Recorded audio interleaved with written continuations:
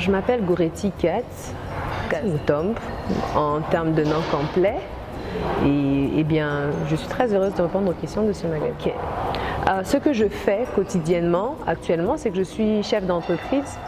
Je dirige une entreprise, je suis formatrice, facilitatrice en développement personnel, en éducation, en entrepreneuriat.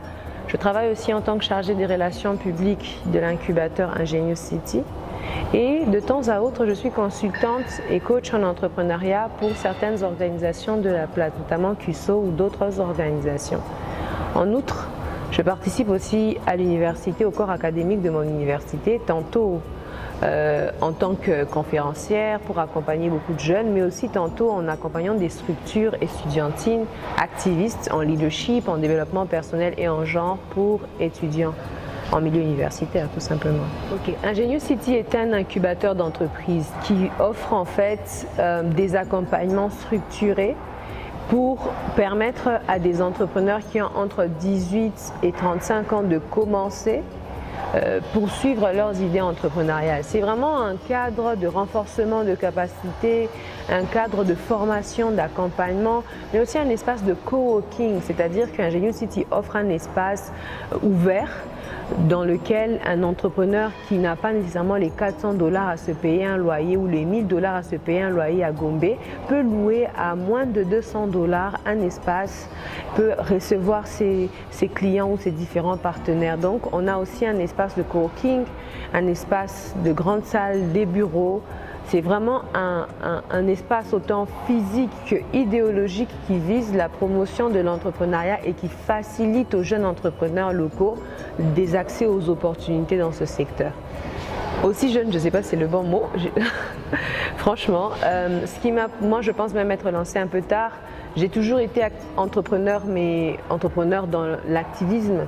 J'ai été activiste pendant 5 ans avant de me lancer dans l'entrepreneuriat économique, c'est-à-dire avant de créer une entreprise à but lucratif.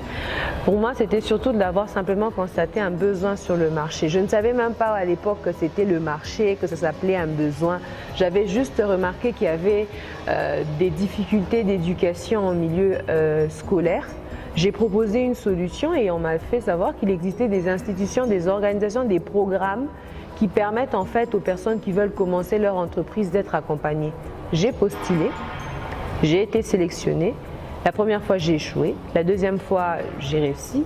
Et depuis lors, mon aventure entrepreneuriale a commencé. En 6 mois, j'ai finalisé mon idée entrepreneuriale. J'ai créé, formalisé mon entreprise. J'ai eu mes premiers clients, mes premiers employés en 6 mois. C'est vraiment ça l'avantage de participer à un programme d'accompagnement. Mais aussi pour moi, j'ai eu beaucoup de chance effectivement parce que j'ai eu cet encadrement qui m'a permis de me lancer dans le secteur entrepreneurial. Je suis encore à mes débuts parce que pour qu'un business puisse vraiment être considéré comme stable, il faudrait attendre minimum 3 ans s'il n'est pas encore mort au bout de 3 ans, c'est-à-dire que c'est une idée plutôt correcte. Et si au bout de 5 ans, ce business fait vraiment du chiffre et stable, là on peut appeler ça vraiment un business qui n'est plus du tout débutant. Donc pour le moment, je suis certes à ma 3e année d'activité entrepreneuriale, mais elle n'est pas encore terminée. Donc avant que je n'ai atteint les 5 ans, moi personnellement, je ne peux pas oser dire que je ne suis plus débutante. Pour moi, je suis encore débutante, même ayant des clients, même ayant un marché. Une entreprise peut disparaître très rapidement, donc mieux vaut attendre les 5 ans. Je ne sais pas si je suis la bonne personne pour dire quelles sont les qualités d'un bon entrepreneur. Moi, je vais dire ce qui marche pour moi en tout cas. Ce qui marche pour moi, c'est de m'être entourée des bonnes personnes. J'ai des bons mentors, j'ai des bons coachs, j'ai une très bonne équipe. J'ai créé une stratégie assez efficace pour identifier mes clients et pour pouvoir les ramener dans ma boîte. Pour moi, ce qui marche, c'est s'entourer des bonnes personnes. Mais autre chose aussi, c'est que j'ai beaucoup appris des erreurs des autres. En tant que coach en entrepreneuriat, ma force, et c'est pour ça d'ailleurs que je coach beaucoup, c'est vraiment dans la capacité de créer des stratégies pour gagner de l'argent, pour faire vivre aux clients la meilleure expérience. Mon passé en tant que coach dans d'autres domaines, en tant que coach en leadership et tout ça a fait en sorte que dans l'entrepreneuriat, je trouve cet équilibre. Donc si vraiment il y a des conseils à donner, je dirais s'entourer vraiment des bonnes personnes en termes de mentors, en termes d'équipe. Faut pas prendre pour personne dans son équipe. Ça c'est une erreur que je vois beaucoup, des personnes qui sont nos amis.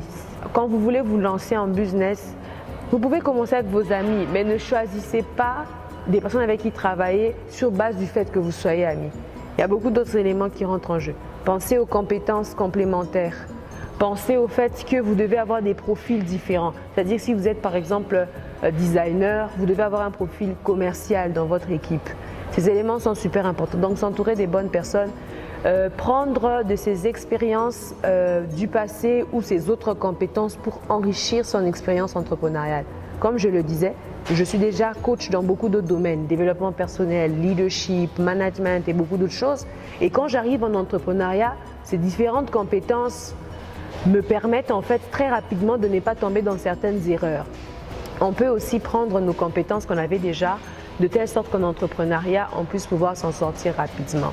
Donc, ça serait ça que je donnerais comme conseil en fait pour pouvoir, en tout cas c'est ça qui marche pour moi, pour pouvoir progresser dans ce secteur.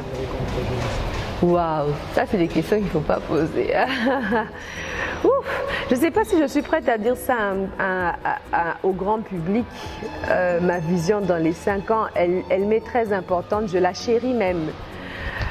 Mais en tout cas, ce que je peux dire, ce que je peux me permettre de dire pour ne pas faire peur aux personnes qui vont lire ou écouter sur ce sujet, c'est que vraiment dans 5 ans, je sais, je n'espère pas, je n'ai pas la vision, je sais que plus de 50 000 personnes pourraient être touchées en fonction des différentes activités que j'aurais fait. Et là, je parle du minimum, parce que mon équipe et moi travaillons pour que cette vision puisse être atteinte. Donc, minimum 50 000 jeunes vont être touchés par des programmes éducatifs exceptionnels, par des activités, des événements inédits, par des accompagnements en tant que coach structurés. Ce serait vraiment mon objectif d'ici 5 ans, au minimum. Si je dois vraiment donner un conseil à des jeunes comme moi, effectivement, pour se lancer, c'est être soi-même. C'est vraiment être soi-même. En fait, on n'est pas tous appelés à faire la même chose. Bon, certains croient à ce terme appelé, d'autres pas. Si vous voulez, je peux dire, on n'a pas tous le même destin. Il faudrait vraiment arriver à accepter que ce rôle est à vous et ce rôle n'est pas à vous. Pour la petite histoire, moi, je rêvais d'être mannequin parce que j'ai toujours été géante partout où je suis passée. Et chaque fois que je suis allée pour déposer mes candidatures, les personnes qui recevaient les candidatures refusaient de prendre mes candidatures parce qu'elles me disaient « ça ne va pas du tout à votre personnalité. Vous n'êtes pas du tout faite pour ça, vous êtes plutôt quelqu'un qu'on voit à la tête des structures. » Et parce que je dirigeais déjà des structures depuis que je suis très jeune, à l'école déjà j'étais présidente de beaucoup de choses. Donc ce qui faisait qu'on ne voyait pas du tout ma personne dans ça. Ça m'a frustrée évidemment. Et puis j'ai fait beaucoup d'autres choses. J'ai fait du sport, j'ai fait de la musique, j'ai fait de l'écriture. J'ai pris le temps d'apprendre à me connaître et de comprendre qu'est-ce qui marche vraiment pour moi. Qu'est-ce que je peux vraiment, qu'est-ce qui fonctionne. La deuxième chose, c'est que j'ai pris le temps de décider de ce que je veux apporter au monde. Maintenant, quand je dis 50 000 personnes, ça peut choquer, mais moi, ça ne me choque pas. Parce qu'en une année, en 2021, on a atteint 1000 jeunes. C'est-à-dire qu'on peut très bien en atteindre 3000 cette année et travailler pour en atteindre progressivement avec les réseaux sociaux, avec les différentes plateformes, avec les leaders d'opinion. C'est facile d'atteindre 50 000 personnes par un seul leader qui a 50 000 abonnés. C'est-à-dire qu'il faudrait très bien se connaître, il faudrait très bien se comprendre, très bien définir les objectifs qu'on veut atteindre, mais aussi avoir des stratégies claires et réalistes et rester focus. C'est vraiment les conseils que je vais donner. Connaissez-vous vous-même pour de vrai, pas juste, non, vraiment comprendre moi, c'est ça mes forces, c'est ça ma personnalité, c'est dans ça que je suis fort, voici mes ambitions dans la vie, voici ce que je veux accomplir, voici la mission que je décide d'accomplir sur la terre, voici les stratégies pour y parvenir, qu'est-ce que je fais pendant ce mois-ci et enfin, après avoir défini les stratégies, rester focus jusqu'à avoir atteint l'objectif parce qu'il y a beaucoup de distractions, surtout quand on est jeune. Voilà. Je pense, dans le processus de commencer une nouvelle chose, souvent on échoue. Par exemple, quand on commence Moi, mon entreprise qui marche maintenant n'est pas la première entreprise que j'ai essayée. J'ai commencé la vente de vernis d'abord à l'université. La personne qui vendait pour moi a disparu avec tout le packaging que j'avais acheté. Ensuite, j'ai investi tout mon argent de mon premier salaire dans l'agriculture. J'ai loué un terrain, j'ai construit des puits et tout. Et juste au moment où ma récolte était atteinte, était arrivée en fait, était prête à être faite, des voleurs sont venus la nuit et ont déraciné tous les légumes qu'on avait. Donc la nuit, nous on a travaillé pendant des mois. Ils ont tout pris. Et il n'y a pas que ça, il y a beaucoup d'autres choses en fait que j'ai essayé qui n'ont pas marché. Et c'est là que je vais vraiment donner, je pense, un conseil.